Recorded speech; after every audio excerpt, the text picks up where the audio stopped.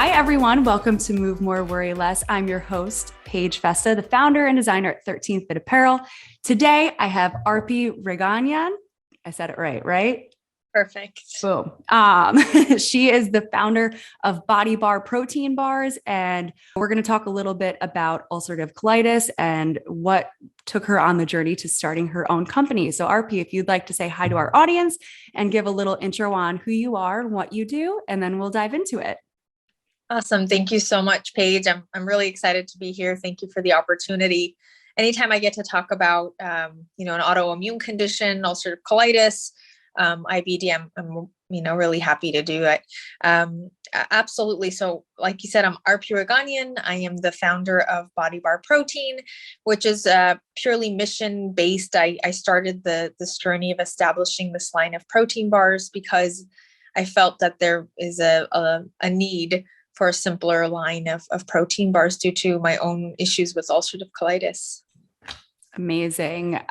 So let's talk about, before we get into your brand and how that all got started, let's go a little background here and let's maybe define ulcerative colitis and IBD and what is it?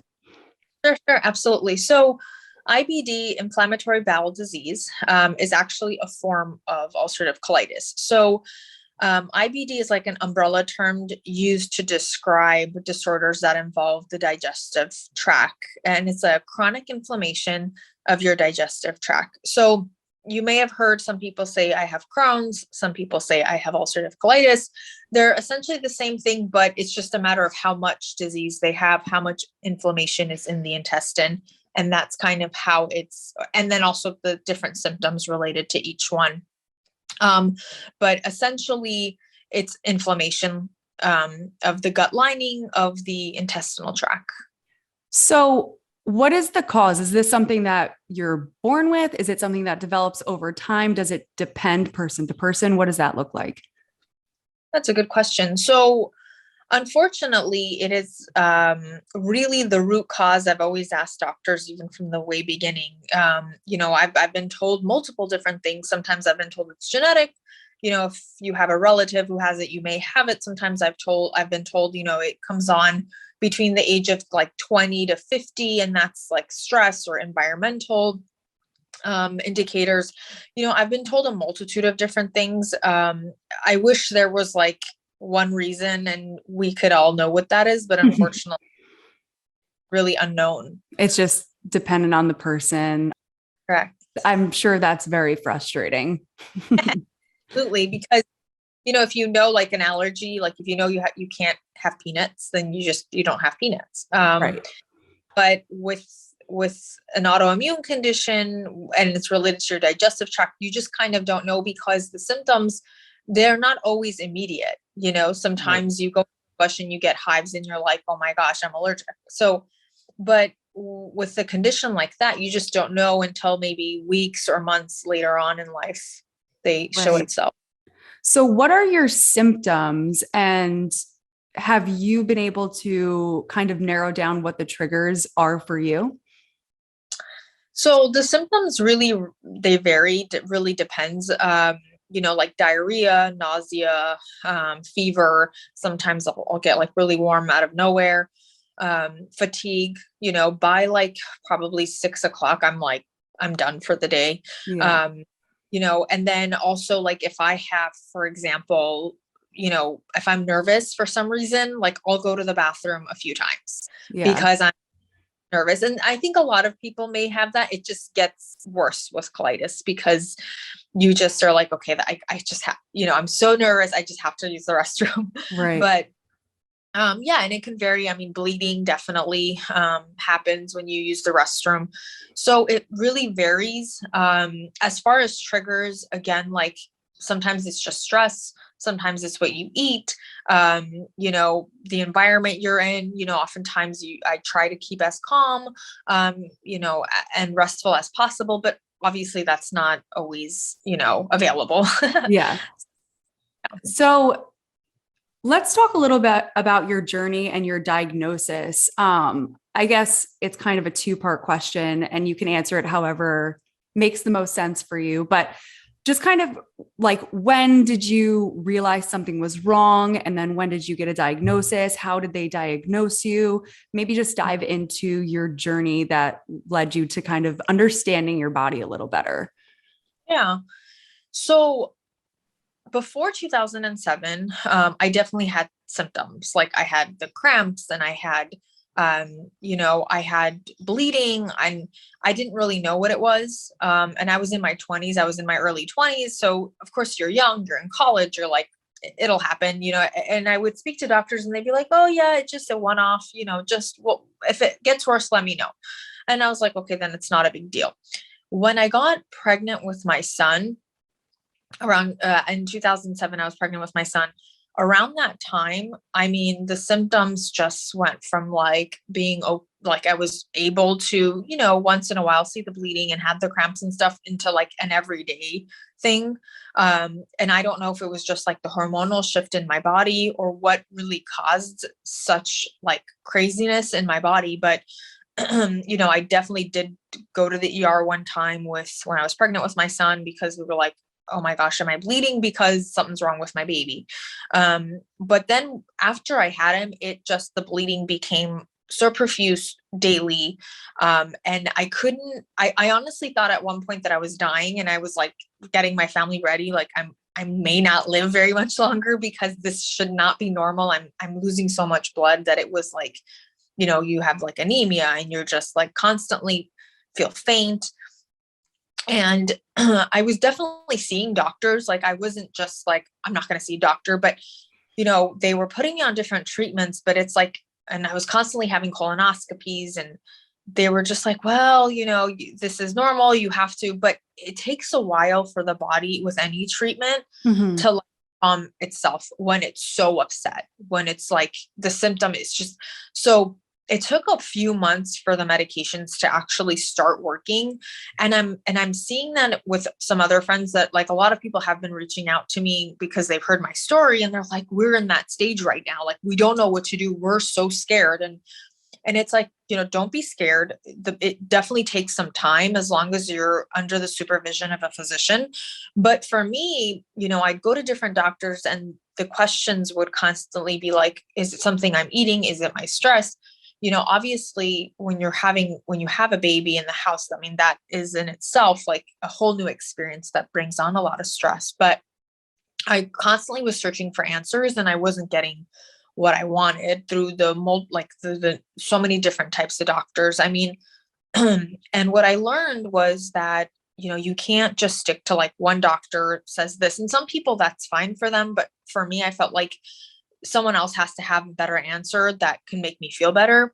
So I really spent a lot of time seeing different like homeopathic, kinesiologists, naturopaths. Like I went to a multitude of different physicians and like acupuncture, just because I was like, there has to be a big approach to trying to calm this down than just every day. And my husband and I, we were counting costs one year, and I was at like 21,000 in 1 year, one time. Yeah. With like the different vitamins and all the testing and being in the hospital so often. And, you're scared because you don't know what's happening. But really I advocate like research and journaling and getting to know your body. And journaling is really big, because, you think you remember what you ate yesterday or what you did, and you really don't, because the days are moving so fast that it all seems like one big day. So that really helped me try to narrow down, and then eliminating, things as I was going. So like if I had 2 bowls of blueberry and I was, and it's just blueberry, then I'd be like, okay, I kind of felt weird after that. Let me like not have blueberries tomorrow, for example. So it's really like getting to know your body is what really helped me to heal. And a lot of research, like gluten-free wasn't even a thing. Like it wasn't even big. I remember going to Vons and looking for gluten-free, and I think I found like 3 cookies or something that said free on. Like, and then, I mean, Whole Foods had an array, but they were so expensive that it was like, wow, is this the type of life I'm going to have to, work to try to live up to?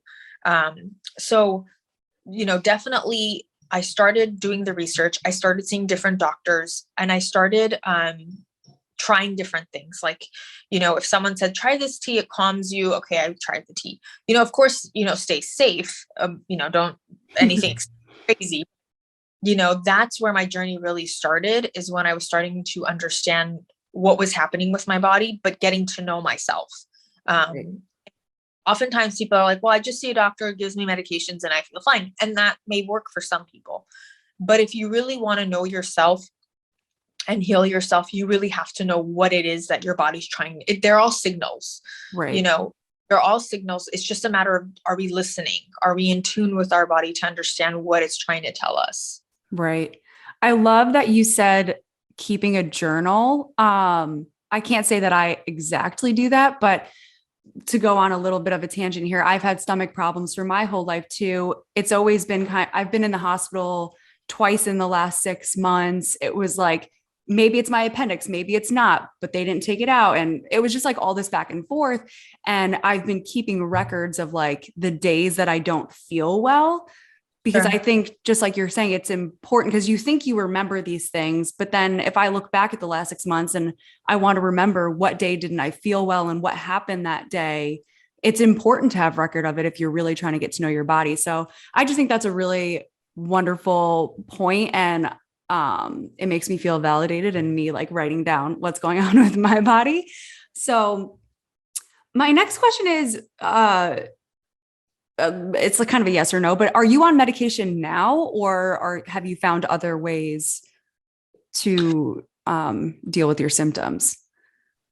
So I go on medication when I'm not in remission. So with colitis, and IBS. So what happens is that, like, you go through seasons almost, and there's like a season where you're totally fine and you're able to control it. I used to be full-time on medication, but I've been in so much in tune with my body and what I eat, that I've actually been able to just control it with not always being on medication, and with my food and vitamins and supplements, surprisingly. So I tell people that, and they're like, really? Like, how did you master that? And honestly, it comes down to being in tune with your body and kind of knowing what you can and cannot have. And again, it's been like, I don't know how many years now. I mean, 10 plus years that, you get familiar with what you can and cannot have. After a while, I do definitely go on medication if I need it. If I see, like, for example, my symptoms are way too much for me to control. And then if I don't get on like the regular medications, get back on there for a time, then I have to progress into something more severe or go back to the hospital. And I don't want to do that. Yeah. Something you said before was that you tried all these different things beyond medication to treat what's actually going on, rather than just covering your symptoms up with medication, which I just think is a really great way to look at it. And I don't think, I mean, I'm not a health expert or professional by any stretch of the imagination, but I just always think it's good to go natural if you can, but there is also nothing wrong with medication if it helps you feel good. But I think it's a great mindset to go in and try to figure out and understand your body. So that way you can control some of it. And it sounds like you've got a pretty good handle on that. So I'd love to know, what have you found works for you? I'm sure a lot of that's heavily diet, like you've mentioned, which I'd love to hear more about. But is there anything else that you do? You mentioned, acupuncture and things like that. Do you do other treatments along with your diet? That's a good question. So the one main thing I do, and I know this may sound like, I exercise a lot. And I do that because, like, right now, that's like my main go-to, because I realize that with exercise, I'm in a whole different state of mind. And I do it early in the morning because, like, no one is up. So I'll get up at like 3:40 in the morning. No one's up. 3:40? Yeah. Yeah. I've been doing it for years. What time do you go to bed? I go to bed at 9. And you get up at 3:40? Holy crap. That's dedication. Well, and you know why? Because like after a while, I started feeling so good doing that because I feel like, one, I'm not being disturbed, and I have no other distractions, and it's me time and it's my healing time. So I used to do in 2014, I started doing CrossFit, but obviously for some people, they're like, that's too aggressive, and you can be as aggressive as you want to be. I think it's just where you want to be and whatever you find.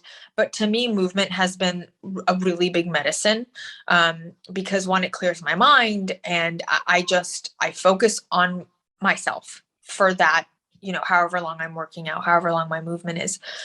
It became a point where I actually had to say, RP, you need to calm down with the exercise. Cause there was days I'd work out for 4 hours and I wouldn't even realize it. I wouldn't even, some people are like, I have to be in and out, 30 minutes max. I can't, and that's fine.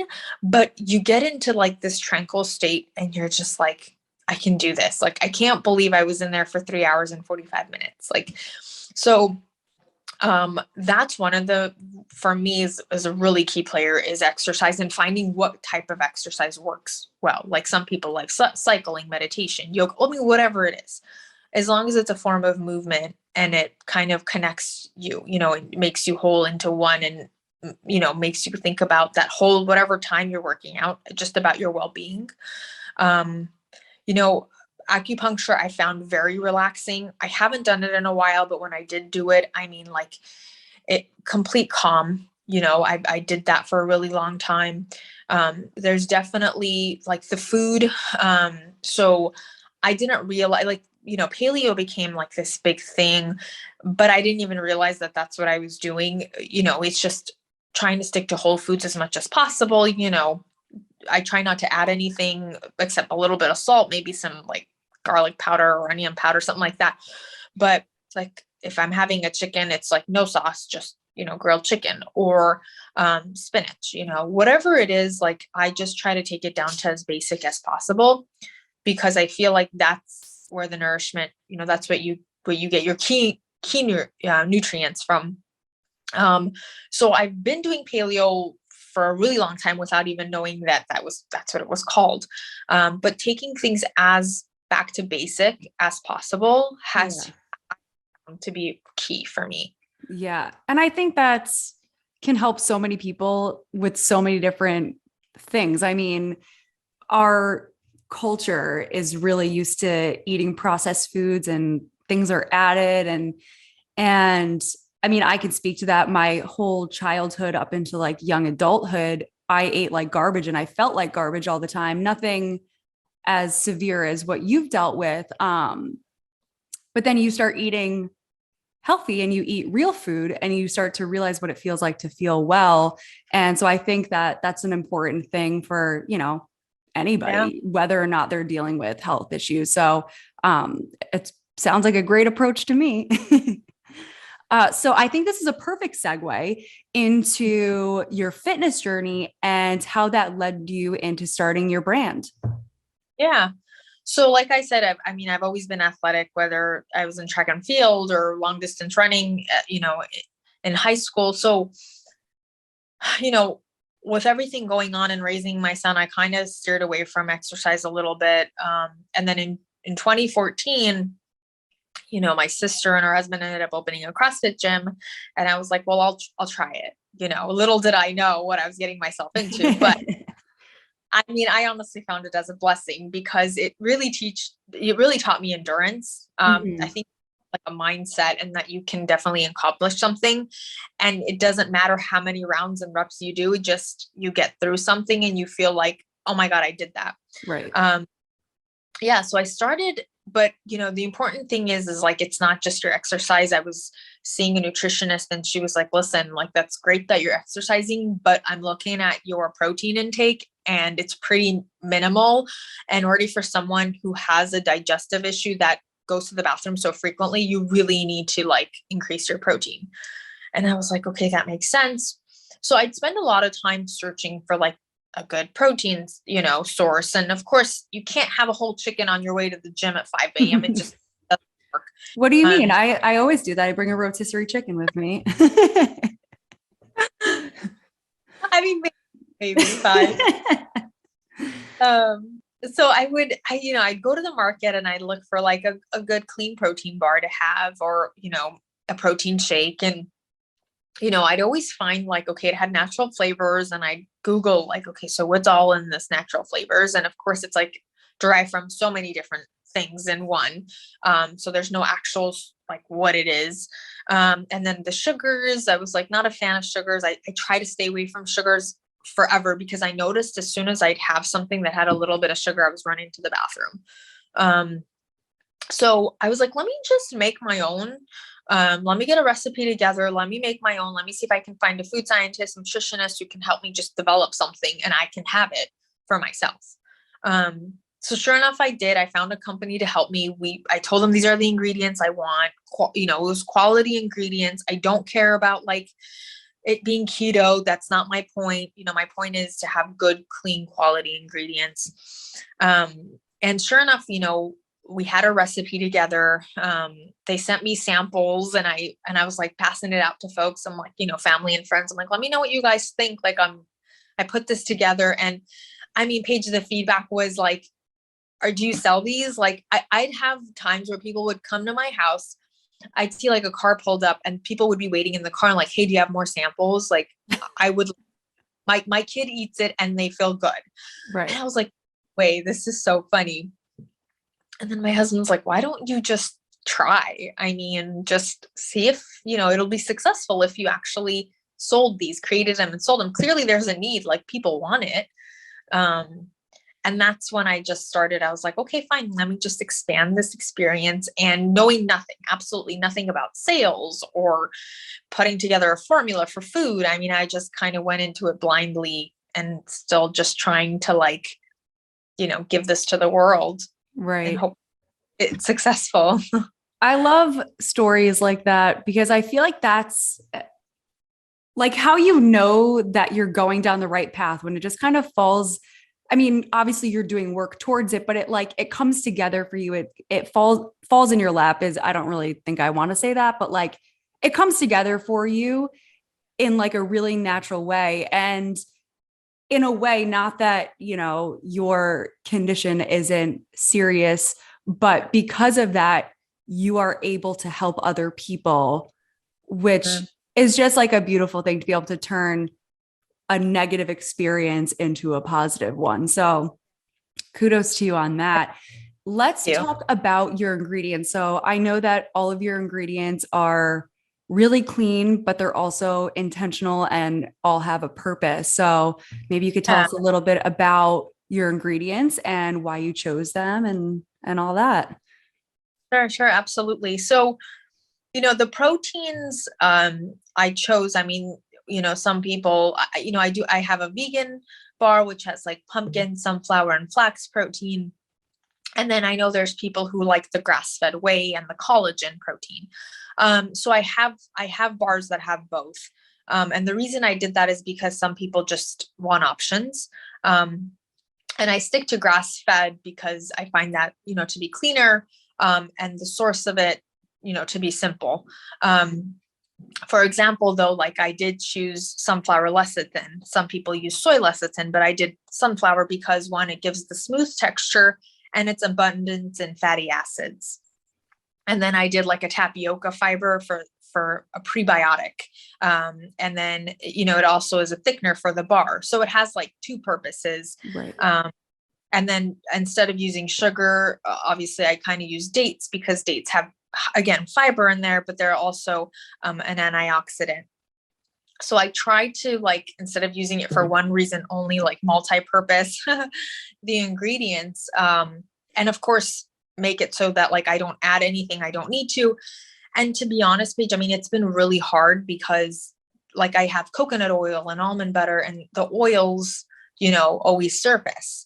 So it's taken me 2 years, believe it or not, to try to get to a point where the oils are able to be okay together and controlled, and they're not seeping out of the bar. And, and that's, kind of what surprises me with products that are so fast to market.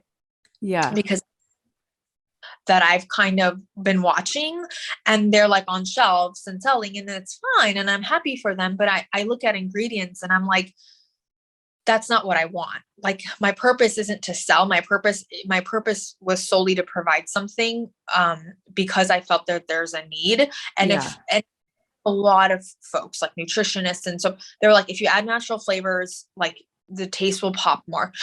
If you can add so and so ingredient, we can get the bar to stick. You can go to market faster. That wasn't my intention. It is more expensive, but it's not my purpose. So that's why I've kind of stuck to it. It's been a grind. Absolutely. So we're hoping that this month, I mean, we've been trying to launch, but there's definitely been some shortages in like materials and things like that. So our goal is still this month, to have our product available.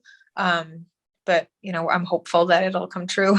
Yeah. I mean, I think that first of all, it's so awesome that you are so intentional and that sales are not your motivator. I really believe that when you have a product that has a purpose behind it and is very intentional, it's like, that's the win. Like that's how you get, I just think that's really, really great. And I don't know how to say exactly what I want to say, but I'm totally a fan is my point.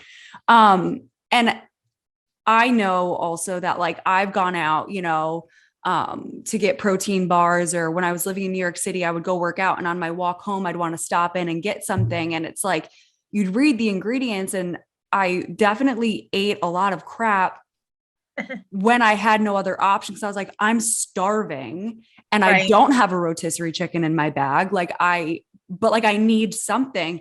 And you end up reaching for these products that do have things added to them that you don't even know how to pronounce them. You don't know what it is. So I can totally see the need for that. And I think it's wonderful that you are going to be able to offer that to people. Let's talk about the protein and macronutrient breakdown of your bars. Oh, and also, I forgot, I want to ask also, I want to know about flavors too. So let's talk about the nutrients, protein specifically, and what flavors you offer. Sure. So the bars range from 12 grams of protein to 9 grams of protein. So we have 3 SKUs. So we have our apple cinnamon bar, which is, has dried apples in there, some cinnamon. And it's actually neat because there aren't many bars apple cinnamon. And now I know why, because having a fruit actually in a bar, I mean, that's where we saw the most oil issues. And then cinnamon kind of dries everything out. So it's like finding the perfect balance, but it is high in fiber. So I do have like 11 grams of fiber in that bar. We have, and I actually wanted to give something to folks that kind of can fill their sweet tooth. So like we have a chocolate brownie bar, also has like the grass-fed whey, the collagen in there. And that one, it's unsweetened chocolate, but the dates kind of give you the little sweetness that you want. Okay. And then we have our vegan bar is called Sweet Cocoa because again, it has the unsweetened chocolate, but it has the dates, and that's the whole vegan protein, which is kind of neat because I'm not using like pea or soy protein or a rice protein, but I'm actually using like pumpkin and sunflower and flax, which gives some omega. Yeah. Which actually, I didn't even realize has become like a favorite for folks. Anytime I do a show, people are like, I'll grab the vegan. I'm like, okay, so it's definitely popular. Yeah. And what do the calories look like in each bar, and like how big are they? so they are almost 2 ounces. So they're about this big. I wish I had one downstairs, but they're about this big. They range from 170 to 200 calories. Okay. So again, they're about 1.76 ounces. So a little less, than 2 ounces. I'm happy to show you. Yeah, no, I'm definitely want to try them. They sound awesome. So if our listeners are interested in BodyBar, where can they find them? Sure. So right now we're direct to consumer. Mm-hmm. So website bodybarprotein.com. Eventually, right now we are reaching out. There actually some stores have already started reaching out to us. So you may see them on shelves coming up. Yay. So yeah, we're excited about that and the opportunity. So we'll see. But yeah, I mean, and I'm also on Instagram. So bodybar_protein. If you want to reach out to me, feel free if anyone has any other questions regarding. So awesome. Last question. What are your prices like? And do they come as like single bars? Do you buy them in packages? Like what can people expect? Sure. So I'm going to be selling them in boxes of 10. Okay. Yeah, and they're going to be about $35 for the box. A lot of people are asking me for samples, and I will have like a sampler too, where you can try all 30. So we will post that on the website as well. Amazing.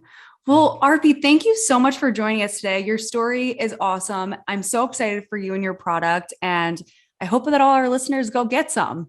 Thank you so much, Paige, and you too. And thank you for what you do as well. Appreciate my it. pleasure. I love talking to fellow entrepreneurs and people who have fantastic stories. So it's really nice to have you. And thank you everybody for listening. We'll talk to you next time. Thank you so much for listening to today's episode of Move More, Worry Less. If you love this episode, please subscribe, share, rate, or review us to help us grow our mission. If you don't already, follow us on social at 13fit Apparel and visit our website at www.13fitapparel.com. Thanks for listening.